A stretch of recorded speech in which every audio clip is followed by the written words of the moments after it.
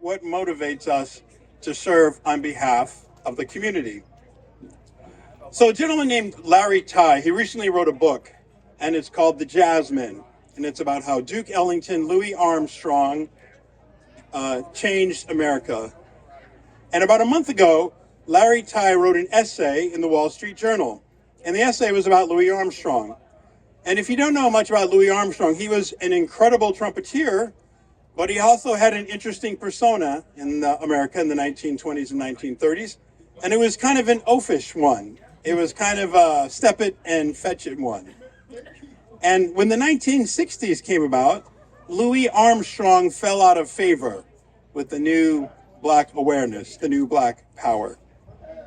Ossie Davis, who gave a eulogy for Martin Luther King Jr. and spoke at the funeral of Malcolm X, was part of the civil rights movement. And he remembers Louis Armstrong, and he remembers himself, Ossie Davis, and his peers encountering Louis on movie sets. And he said that he and his friends would always laugh at Louis. But then he said one day he was on a movie set and he saw Louis Armstrong. And Louis was staring off into space with the saddest, most painful look he'd ever seen. But Ossie Davis realized he'd seen that look on his own relatives. Now, I myself, I've seen that look. You see, my mother was born in the Deep South, and I cannot imagine the cultural institution indignities that she suffered as a woman, particularly as a Black woman growing up in Georgia. And my father, well, he grew up in the North. And for those of you who don't know what it was like to grow up in the North during segregation, he remembered when Negroes could not be caught in a city after sundown. So my parents used to take me to see my grandfather, one of the kindest, most gentlest men in Savannah. Now, I was raised Catholic.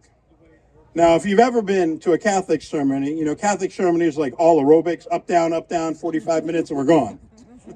But in the South, we would go to my grandfather's Baptist service.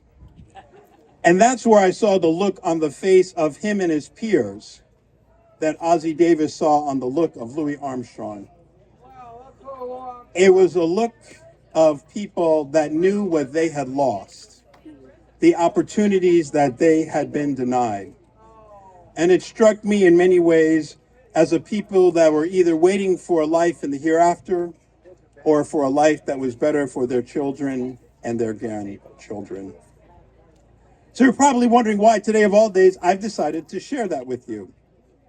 So what animates me for public service is to provide opportunity for all. Opportunities so that those who have been denied can now, future generations can have. So with that I say, happy Juneteenth. Thank you. All right.